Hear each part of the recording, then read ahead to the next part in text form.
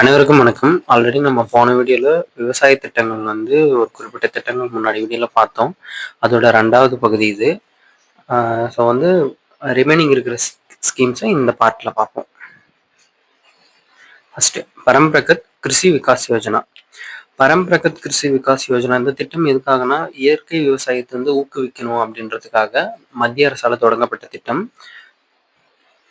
நிலையான வேளாண்மைக்கான தேசிய இயக்கத்தின் கீழ் உள்ள மண் சுகாதார மேலாண்மை திட்டத்தின் ஒரு துணை திட்டமாக தான் இது தொடங்கியிருக்காங்க. இது 2015 ஏப்ரல் மாதம் ஸ்டார்ட் பண்ணியிருக்காங்க. இந்த திட்டத்தின் வாயிலாக என்ன பண்றாங்கன்னா தொகுப்பு அடிப்படையிலான அணுகுமுறைகள் மற்றும் உள்ளூர் சான்றிதழ் மூலம் ரசாயனமற்ற இயற்கை வேளாண்மையை ஊக்குவிக்கிறாங்க.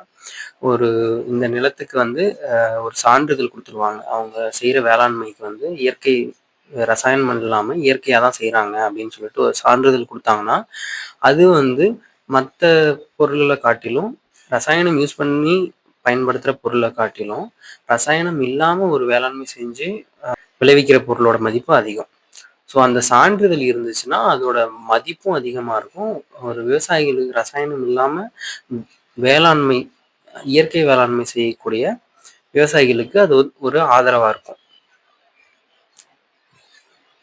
முக்கிய நோக்கங்கள் அப்படின்றது என்னென்னா சுற்றுச்சூழலுக்கு உகந்த விவசாயத்தை ஊக்குவித்தல். ஸோ சுற்றுச்சூழலுக்கு ரசாயனம் இல்லாத விவசாயம் அப்படின்னாலே சுற்றுச்சூழலுக்கு உகந்தது தான். ஸோ அதை ஊக்குவிக்குது இந்த ஸ்கீம். பாரம்பரிய மற்றும் இயற்கை முறைகளை பயன்படுத்தி மண்ணின் ஆரோக்கியத்தை மீட்டெடுத்து நீண்ட கால மண் வளத்தை மேம்படுத்துகிறது. அதுதான் ரசாயனம் இல்லாமல் நம்ம வேளாண்மை செஞ்சோம்னா மண்ணின் ஆரோக்கியமும் மீட்டெடுக்கப்படுது, நீண்ட கால மண் வளத்தையும் அது பராமரித்து மேம்படுத்துகிறோம். நெக்ஸ்ட் உள்ளீட்டு செலவுகள் குறைக்கிறது. உள்ளீட்டு செலவு இப்போ நம்ம ரசாயன உரங்கள் நம்ம வாங்கணும்னா அதுக்கு செலவு அதிகமாக ஆகும் இல்லைங்களா.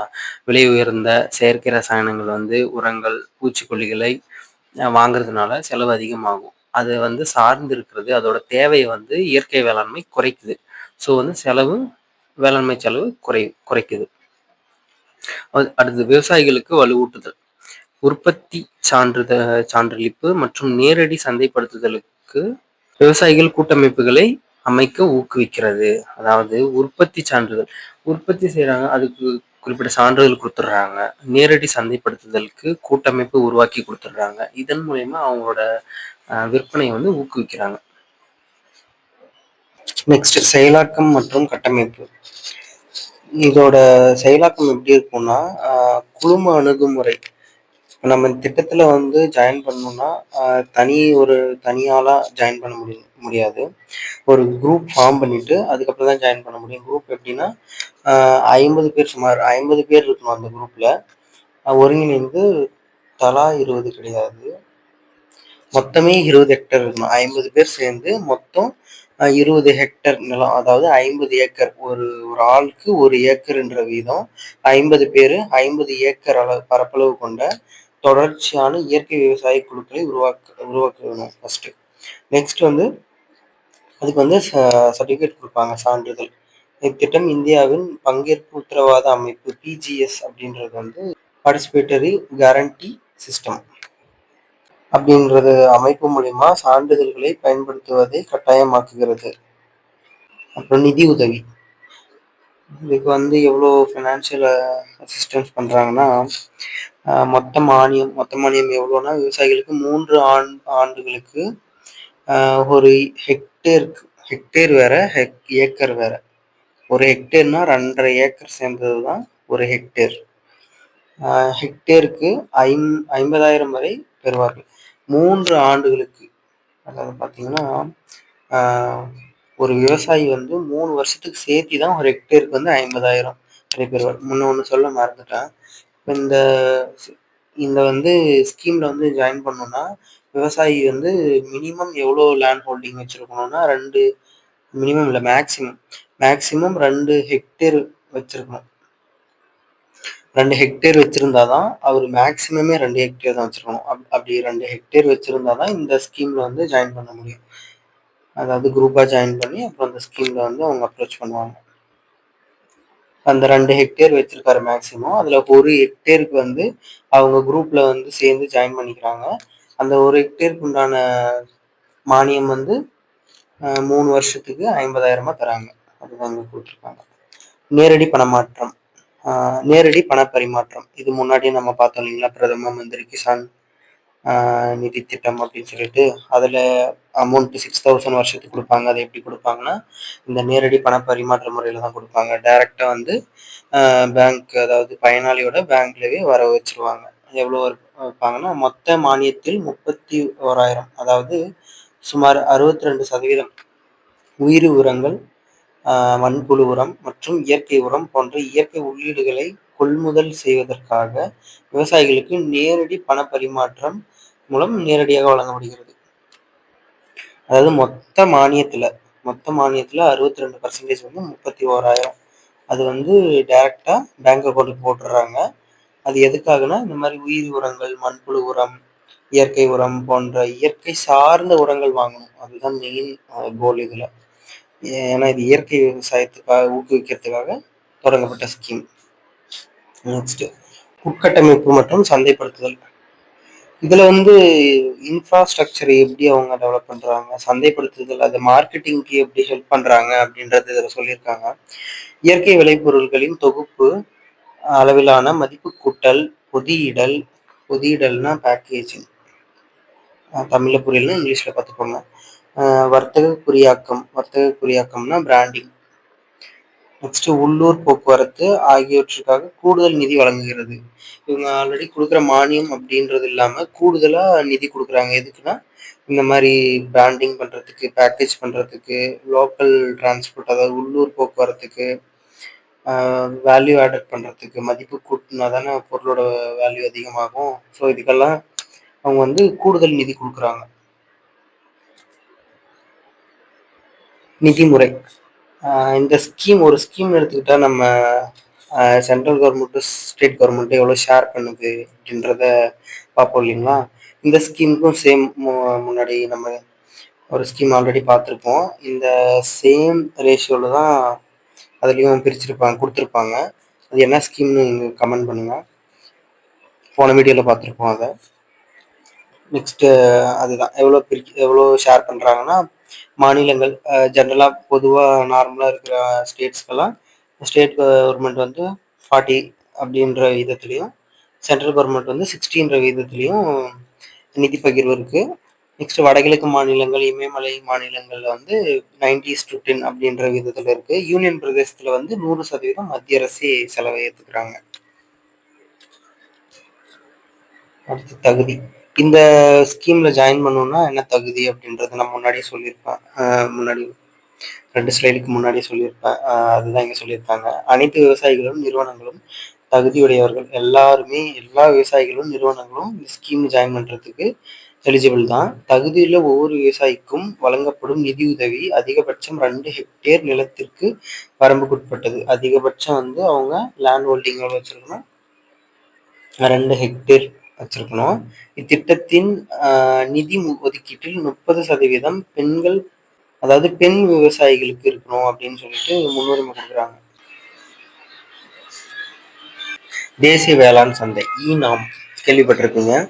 தேசிய வேளாண் சந்தை ஈநாம் என்பது வேளாண் பொருட்களுக்கான ஒரு ஒருங்கிணைந்த தேசிய சந்தையை உருவாக்குவதற்காக தற்போதுள்ள வேளாண் விளைபொருள் சந்தைக்குழு, அதாவது agriculture produce market committee, APMC மண்டிகள்னு சொல்லுவாங்க. ஏபிஎம்சி மண்டிகளை ஒருங்கிணைக்கும் ஒரு அகில இந்திய மின்னணு வர்த்தக வலைதளம். அதாவது இது ஒரு ட்ரேடிங் போர்ட்டல். அது மூலயமா தான் இந்த ஈநாம் ஸ்கீமை வந்து செயல்படுத்துறாங்க. இந்த திட்டம் வந்து ஏப்ரல் 14, 2016 ஸ்டார்ட் பண்ணியிருக்காங்க. இந்த திட்டம் எதுக்கு? வேளாண் பொருட்களை வந்து சந்தைப்படுத்துறதுக்காக, ஏபிஎம்சி மண்டிகளை வந்து ஒருங்கிணைக்கும் வகையில் ஒரு இணையதளம் சார்ந்த ஒரு திட்டம். முக்கிய விவரங்கள் மற்றும் நோக்கங்கள். தொலைநோக்கு விஷன். அதோட தொலைநோக்கு, ஒரு திட்டம் எடுத்தீங்கன்னா அதுக்கு ஒரு மோட்டிவ் இருக்கும்ல, ஒரு தேசம் ஒரு வேளாண் சந்தை. நெக்ஸ்ட், செயல்படுத்தும் முகமை. இது என்ன ஏஜென்சி கீழே செயல்படுதுன்னா, வேளாண்மை மற்றும் விவசாயிகள் நல அமைச்சகத்தின் கீழ் செயல்படும் சிறு விவசாயிகள் வேளாண் வணிக கூட்டமைப்பு, எஸ்எஃப்ஏசி, அதுதான் நிர்வகிக்குது. அதாவது வேளாண் அமைச்சகத்துக்கு கீழே செயல்படும் இந்த எஸ்எஃப்ஏசி தான் இதை வந்து நிர்வகிக்குது. முதன்மை நோக்கம் என்னன்னா, வெளிப்படைத்தன்மையை ஊக்குவிக்கணும். அது அது ஒரு விஷயம். அதுக்கப்புறம் சந்தைப்படுத்துதல் செயல்முறைகளை நெறிப்படுத்தணும். சிறந்த விலையை நிர்ணயிக்கணும். போட்டி ஏலத்தை உறுதி செய்யணும். அப்புறம் விவசாயிகளின் வங்கி கணக்கு நேரடியா இணைய வழியில பணம் செலுத்துதல அனுமதிக்கணும் அப்படின்றதெல்லாம் தான் இதோட முதன்மை நோக்கங்கள். தளத்தின் அம்சங்கள். தளத்தின் அம்சங்கள்ல ஃபர்ஸ்ட் இணைய வழி ஏலம், ஆன்லைன் பிட்டிங் அப்படின்னு சொல்லுவாங்க. ஆன்லைன்லயே பிட் பண்ணலாம். எப்படின்னா இந்த ஆப் மூலியமாவோ இல்லை அந்த ஈனாம் போர்ட்டல் மூலியமாவோ, ஈனாம்க்கு உண்டான ஆப் மூலியமாவோ அவங்க இணைய வழியில ஏலம் கேட்கலாம் எப்படின்றத சொல்லியிருக்காங்க. விவசாயிகள் பொருட்களின் கொள்முதல் அப்புறம் விற்பனை சலுகைகளையும் விலை போக்குகளையும் பார்க்கலாம். அந்த ஆப் மூலியமாவே அந்த விலை எவ்வளோ போயிட்டு இருக்க ரேஞ்சில் அப்படின்றத பார்க்கலாம். அதே நேரத்தில் நாடு முழுவதிலும் இருந்து வாங்குபவர்கள் தொகுப்புகளுக்கு ஏலம் கேட்கலாம். அதாவது வாங்குறவங்க அந்த பொருள் வேணும்னு சொல்லிட்டு வாங்குவாங்க இல்லைங்களா, அவங்க அந்த மொத்த தொகுப்புக்கும் ஏலம் கேட்கலாம்.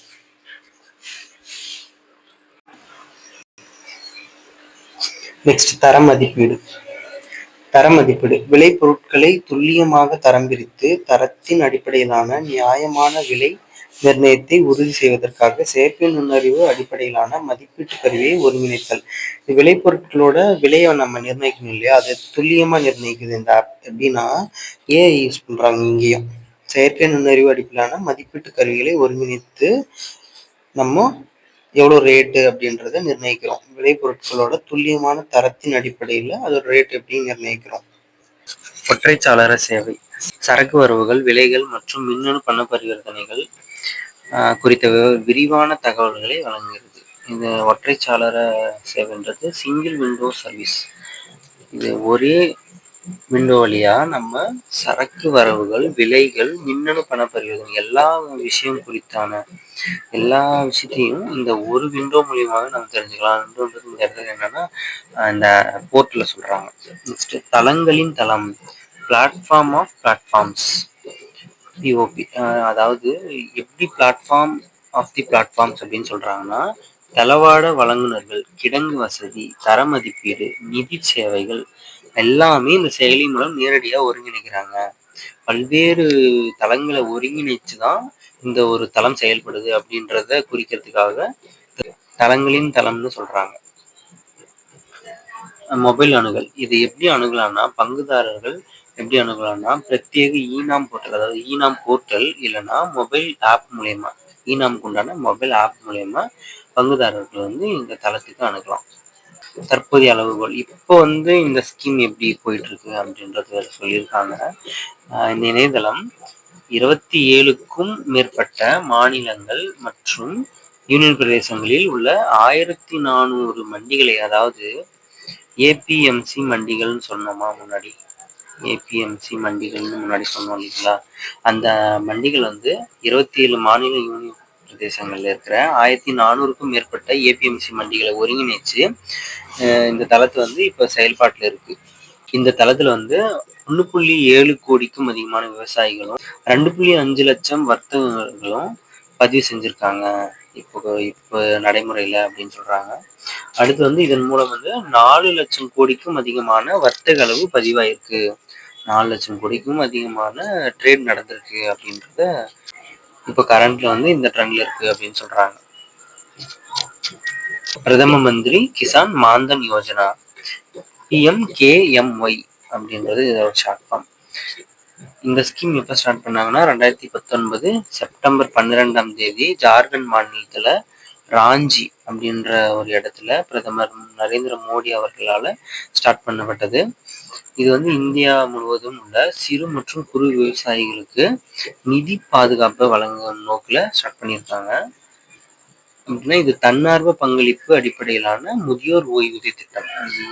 இந்த திட்டம் எதுக்குன்னா பென்ஷன் ஸ்கீம். அதாவது விவசாயிகளுக்கு பென்ஷன் கொடுக்கணும் இல்லையா, நார்மலா ஒரு கவர்மெண்ட் எம்ப்ளாய்க்கு பென்ஷன் இருக்கும், விவசாயிகளுக்கு பென்ஷன் கொடுக்கணும் அப்படின்றதுக்காக இந்த ஸ்கீமை ஸ்டார்ட் பண்ணியிருக்காங்க. இதோட ப்ரீமியம் தொகை, அதாவது கான்ட்ரிபியூஷன் எவ்வளோ அப்படின்றதெல்லாம் பின்னாடி பார்ப்போம்.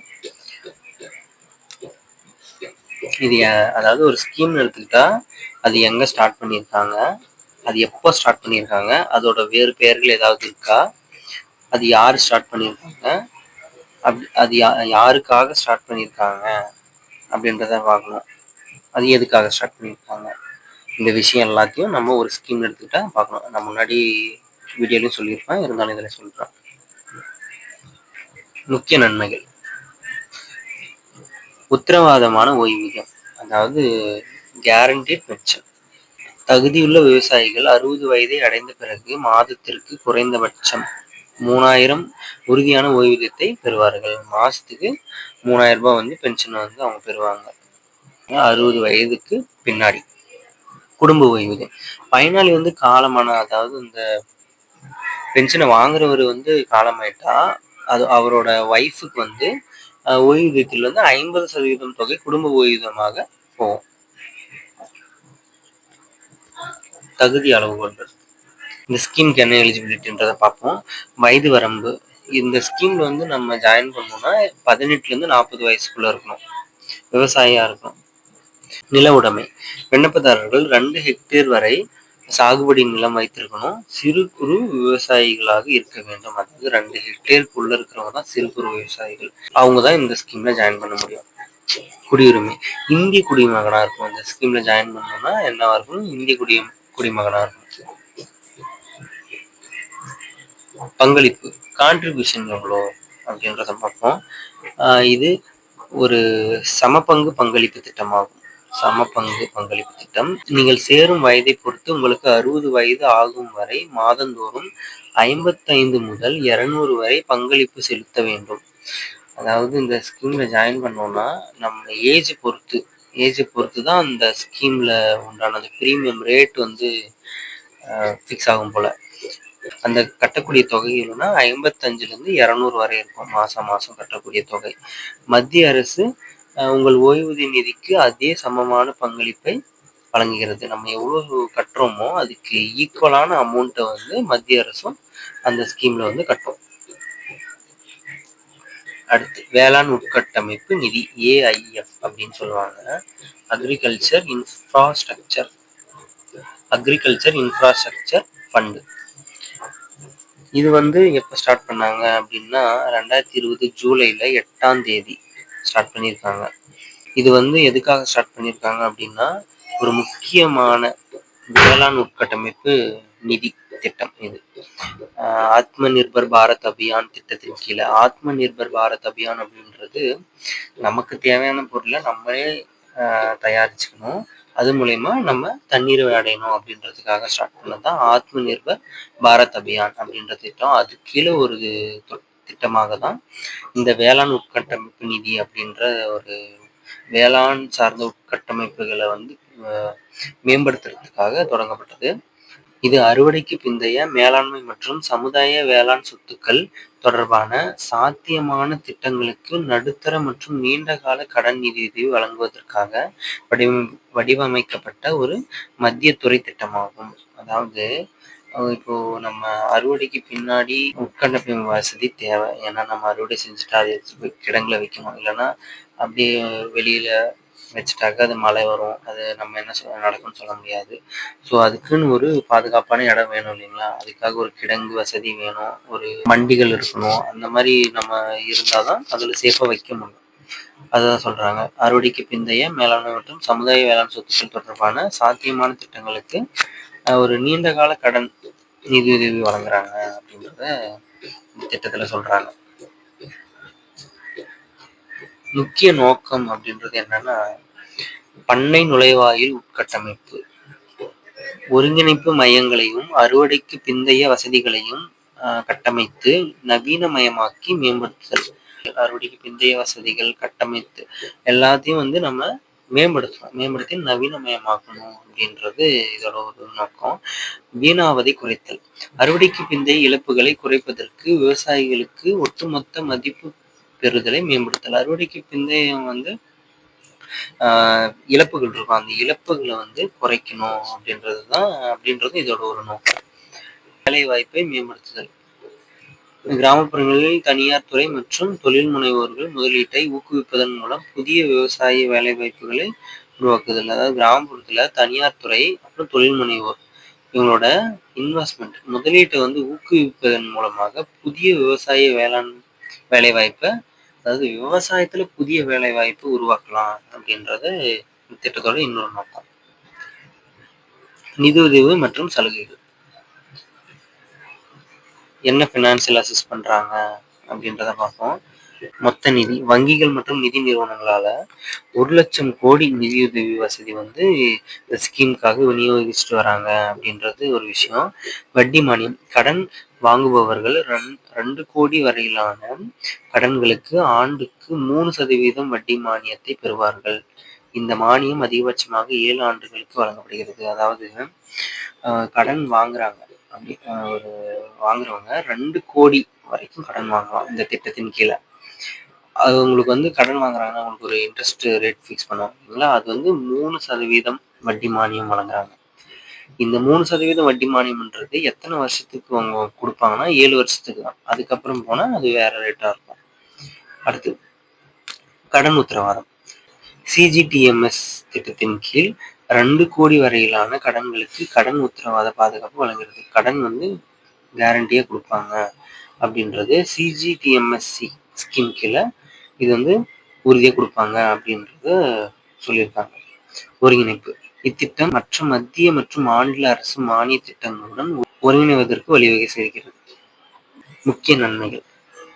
வட்டி மானியம், அதாவது வட்டி மானியம்னா இதுல ரொம்ப ஒரு முக்கியமான நன்மை. ஏன்னா 3% வட்டி மானியம் கொடுக்குறாங்க. அதுதான் கடன் வாங்குபவர்கள் 2 கோடி வரையிலான கடன்களுக்கு ஆண்டுக்கு 3% வட்டி மானியத்தை பெறுவார்கள். இது அதிகபட்சமாக 7 ஆண்டுகள் வரை வழங்கப்படும்.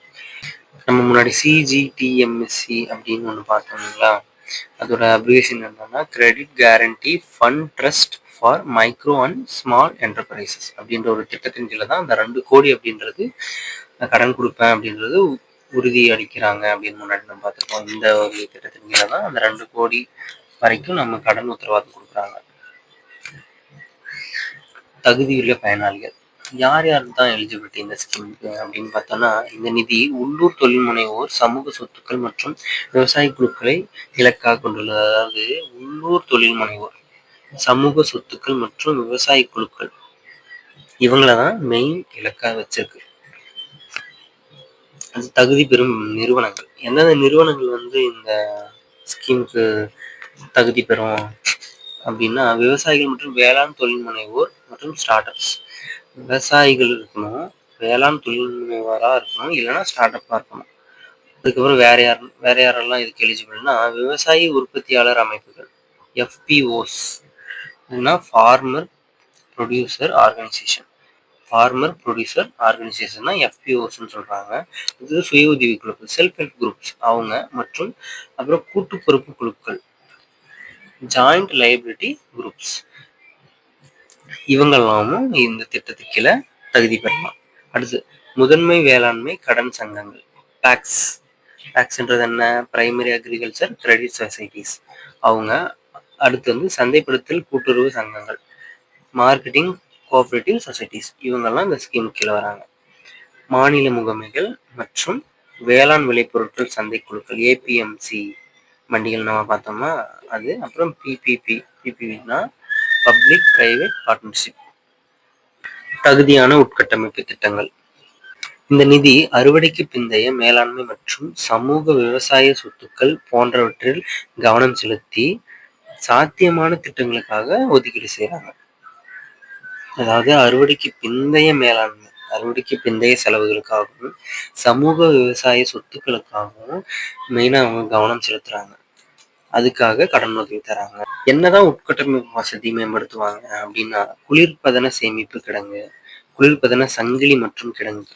அதாவது குளிர்பதன சேமிப்பு கிடங்குனா கோல்டு ஸ்டோரேஜ். குளிர்பதன சங்கிலி அப்படின்னா, இப்போ வந்து கோல்டு ஸ்டோரேஜ்ல இருந்து ஒரு பொருளை நம்ம இன்னொரு கோல்டு ஸ்டோரேஜ்க்கு எடுத்துட்டு போறோம். அப்ப இடையில வந்து எப்படி எடுத்துட்டு போனோம், அந்த கோல்டு ஸ்டோரேஜ்ல இருக்கிற பொருளை அப்படியே எடுத்து நார்மல் டெம்பரேச்சர்ல இருக்கிற வண்டியில அப்படியே வச்சுட்டு எடுத்துட்டு போயிடலாமா? அப்படி எடுத்துட்டு போக கூடாது. அதையும் நம்ம அந்த கோல்டு ஸ்டோரேஜ் கிடங்கு இருக்குங்களா, அங்க வந்து எவ்வளோ டெம்பரேச்சர்ல மெயின்டைன் பண்ணி வச்சுட்டு இருந்தாங்களோ அதே டெம்பரேச்சரை தான் நம்ம அடுத்த கோல்டு ஸ்டோரேஜ் வண்டிக்கு எடுத்துட்டு போற வரைக்கும் அதே டெம்பரேச்சரை தான் மெயின்டைன் பண்ணணும். இல்லைன்னா அதோட ப்ராடக்ட் வந்து வேஸ்ட் ஆகிடும். அதுக்காக இதுக்கு வந்து எக்ஸாம்பிள் என்ன சொல்லலாம்னா ஆவின் சொல்லலாம். ஏன்னா அவங்க ஆவின் வந்து கொள்முதல் பண்ணி அங்கேருந்து ஒரு சொசைட்டிக்கு எடுத்துகிட்டு போவாங்க. சொசைட்டிலேருந்து அந்த ஒரு ஸ்டோரேஜ் இடத்துக்கு எடுத்துகிட்டு போவாங்க. ஸ்டோரேஜ் இடத்துலேருந்து மெயின் இடத்துக்கு எடுத்துகிட்டு போகிற வரைக்கும் அந்த டெம்பரேச்சரே மெயின்டைன் பண்ணலைன்னா அந்த பால் கெட்டு போயிடும் இல்லையா? அடுத்து மின்னணு வர்த்தக தளங்கள் மற்றும் விநியோக சங்கிலி சேவைகள். மின்னணு வர்த்தக தளங்கள் இப்போ நம்ம விவசாயத்தில் வந்து வர்த்தகம் செய்கிறது வந்து மின்னணு முறையில் மாற்றணும் அப்படின்றதுக்காக முன்னாடி பார்த்த ஈனம் ஸ்கீம் இருக்குது. அந்த மாதிரி மின்னணு அளவில் நம்ம வந்து விவசாயத்தோட அந்த வர்த்தகத்தை பெருக்கணுன்றதுக்காக இது. அடுத்து பழுக்க வைத்தல் மற்றும் தரம் பிரித்தல் வகைப்படுத்துதல் அழகு. அதாவது மண்டிகள் இருக்கும் இல்லைங்களா? ஒரு விஷயம் ஒரு காயை எடுத்துகிட்டு போகிறோம், அது வந்து பழுத்த பிறகு தான் யூஸ் பண்ணணும் அப்படின்றப்ப அது ஒரு இடத்துல நம்ம போட்டு ஸ்டோர் பண்ணி வைக்கணும். அதுக்கு கிடங்கு இருக்கணும், பழுக்க வைக்கிறதுக்கு கிடங்கு. அது தரம் பிரிக்கணும், தரம் பிரிக்கிறதுக்கான இடம் இருக்கணும். அதோட உட்கட்டமைப்பு வசதி மேம்படுத்துறதுக்காகவும் இந்த ஸ்கீம் வந்து உதவுது. களஞ்சியங்கள் மற்றும் தளவாட வசதி. தளவாடங்கள்னா என்ன எடுத்துக்கலாம்னா, ஒரு விஷயத்தை செயல்படுத்துறதுக்கு என்னென்ன பொருள் தேவையோ அதை தான் தளவாடம் அப்படின்னு சொல்லுவாங்க. அது எல்லா விதமான உபகரணங்களும் இருக்கணும் அப்படின்றதும் இந்த உட்கட்டமைப்பு வசதியில் ஒரு விஷயமா இருக்கும். தோட்டக்கலை இயற்கை மற்றும் பால் பொருட்களுக்காக அறுவடைக்கு பிந்தைய மேலாண்மை உட்கட்டமைப்பு. அதுதான் முன்னாடி சொல்லணுங்க, ஆவின் பால் அதான் சொல்லியிருக்காங்க. அறுவடைக்கு பிந்தைய மேலாண்மைன்னு ஒன்று இருக்கும் இல்லைங்களா? இப்படிதான் கொண்டு போகணும், இப்படிதான் இது வைக்கணும், இங்கதான் இருக்கணும், இங்கேருந்து இன்னொரு இடத்துக்கு இப்படிதான் எடுத்துகிட்டு போகணும் அப்படின்றது ஒரு விஷயம் இருக்கும். அதோட உட்கட்டமைப்பு வசதி, அதோட மேலாண்மை, அதுக்காகவும் இது வந்து உதவுது. ஓகே, இந்த வீடியோ முடிஞ்சது. இப்போ நம்ம போன வீடியோ பார்ட் 1லேயும் பார்ட் 2 இதுலேயும் ஓரளவுக்கு சென்ட்ரல் கவர்மெண்ட் ஸ்கீம் தான். மோஸ்ட்லி இந்த அக்ரிகல்ச்சரில் சென்ட்ரல் கவர்மெண்ட் ஸ்கீம் தான் அதிகம். ஸ்டேட் கவர்மெண்ட்டில் ரொம்ப சிறப்பாக செயல்பட்டது அப்படின்றது ஒரு ஸ்கீம் நம்ம பார்த்துருக்கோம். அடுத்தடுத்து வேறு ஏதாவது ஸ்கீம் மிஸ் ஆகிருந்தாலும் கமெண்டில் சொல்லுங்கள், அடுத்த வீடியோவில் போட பார்க்குறேன். மோஸ்ட்லி நம்ம central government scheme, state government ஸ்கீமில் அக்ரிகல்ச்சர் சார்ந்து என்னென்ன ஸ்கீம்ஸ் வரும் அப்படின்றது இந்த 2 வீடியோவில் கவர் பண்ணிட்டோம். நெக்ஸ்ட்டு அடுத்த டாப்பிக்கு நான் அப்டேட் பண்ணுறேன். இந்த வீடியோ பார்த்ததுக்கு ரொம்ப நன்றி. தேங்க்ஸ் ஃபார் வாட்சிங். தேங்க்யூ.